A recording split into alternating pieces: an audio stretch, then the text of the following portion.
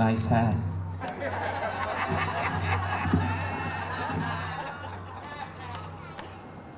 They asked me to bring the, ooh, there's a little power in it. They asked me to bring the keynote speech, so I'm going to try and make it short. I'm just joking.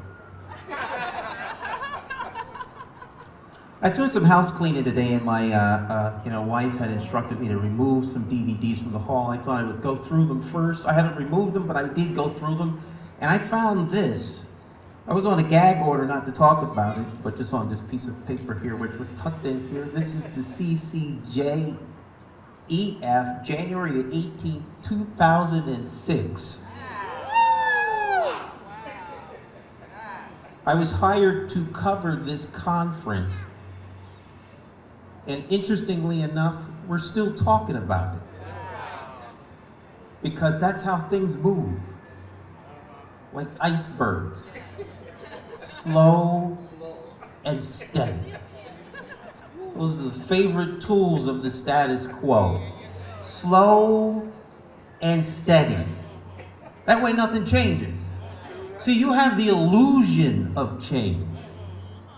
And the judge had the audacity to point that out.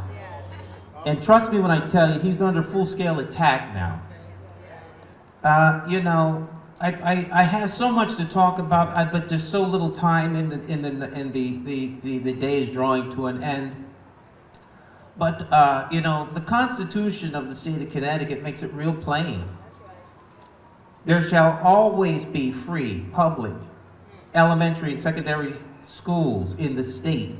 The General Assembly shall implement this principle by appropriate legislation. I mean, like, this is the super law.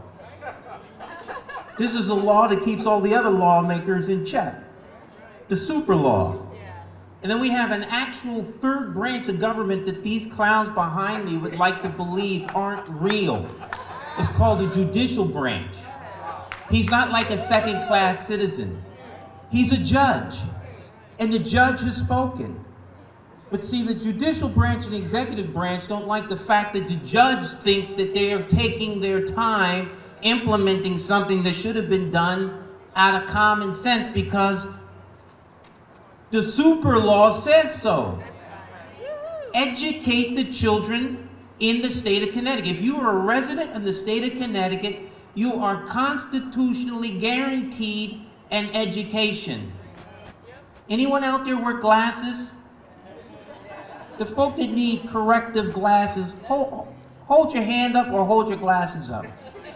All right, I stumbled upon these at Ocean State. They're perfect for me. Maybe the judge stumbled upon this and now he's gotten 20/20 vision as it relates to education. These are the prescription Connecticut needs to get it right. I made some footnotes here because of an article that Keating wrote. And I thought that there were, I need my glasses. The eye doctor is going to make me equitable. He's going equitable. This is a best example of equity. Doesn't matter who you are, what you believe. 20/20 vision is 20/20 vision. What it takes for you to have is a little different than me. It's a little different than her. But we all get it, right? And it might cost a little more for your glasses than mine. Mine were $3 at Ocean State. How do you say this judge's name? The judge's name. Moukawsher? I'm not sure how he says his name. He's a Yaley, so I'm going to take his cue. Ask the guy from Yale. Moukawsher? In the current, this was written on Sunday. They say he's the author of an extraordinary 90-page opinion that seeks to overturn many of the principles and practices that have long defined the American educational system. From the seniority-based method of compensating teachers to the deeply ingrained tradition of local control over schools. The scope and breadth of his ruling went far beyond questions about the fairness of the state's education funding formula, the focus of the lawsuit before him.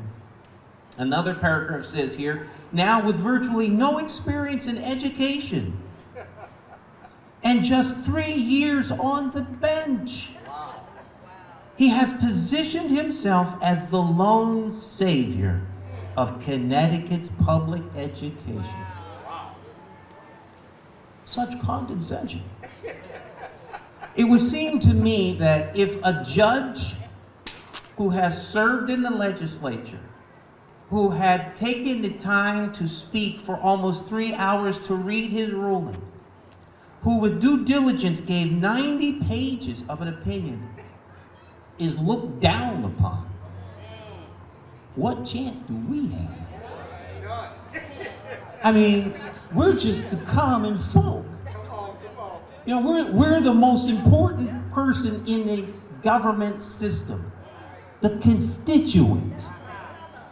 You see, the Constitution also says that all power of government doesn't rest in them, it rests in us. We're the government that empowers them to do our bidding. There's only one reason for them to be in there, and that is to exercise the will of the people.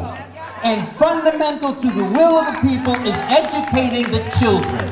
And the children are backed up by the super law.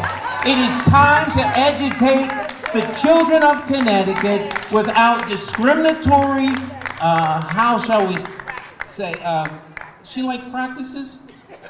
I'll go with you because you're a client from time to time. Never argue with the client. They're always right. This article has set him up to be torn apart limb from limb. And it's sad because he has pointed out something that should be obvious. But you know, the name of the game here is power, my friends. Power and control of resources and the distribution thereof. They don't want you to have equal access to the distribution and the resources. It's just that simple. But it takes courage, that's all. You have to have courage to stand up and speak out, to let this body know what you want. You know, all of the people that came up here are friends of mine. I don't know the mayor well enough to include him in my circle of friends. I'm not saying he's not a friend, but all the other politicians are people who are friends of mine, and I like them. They're nice people. But that doesn't mean they're doing their job, right? Because at the end of the day, and I love you too, you know I love you. I love you too. And she's an Access producer, full disclosure. But I'm not their cause, and I'm not their charity. I'm just a vote. Nothing more, nothing less. Now, they're not my charity or my cause. Okay? So, a lot of times politicians' main concern is staying in power. But they're there to serve you. They need you. Sometimes it's not the politicians, the constituent. Maybe we need a better graded constituent, but we can't get a better graded constituent if he or she can't read. You want to know how illiteracy affects you? Because people can't read. They can't even read the name of the person on the ballot. You're right. You're right. And if 54% of the adults in Hartford can't read, how do you expect them to be able to contribute in a substantive way to the economics of the city?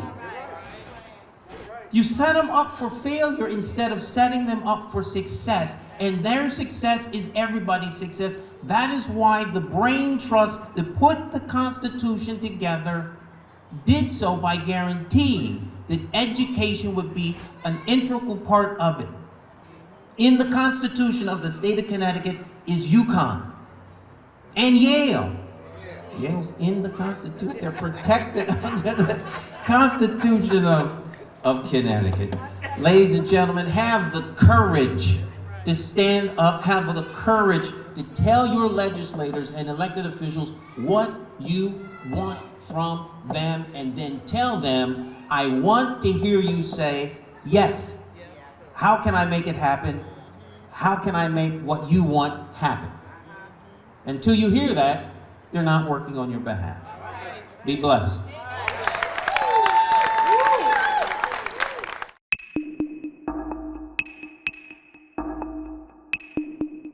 Every bad political decision is made by a politician elected to office. So if you think your vote doesn't matter, just remember this. There are people sitting with politicians in a back room making deals about your future, making policies about your children, making decisions about your neighborhood. To them, you are just a vote. You are not their cause. You are just a vote. Elections have consequences, and if you don't vote, you are actually voting to keep these people in power to work against you. Now more than ever, you need to make your vote count. It's time to clear the air and vote for a mayor that is unbought, unbossed, trusted, and accountable to you, the constituent. My name is Judge McCauley, and I am an independent thinker, and I approve this message. I'm asking you for your vote for mayor of the city of Hartford. For more information, visit McCauleyformayor.com. Have the courage to vote your conscience and vote for the name you trust and know. Vote J. Stan McCauley for mayor.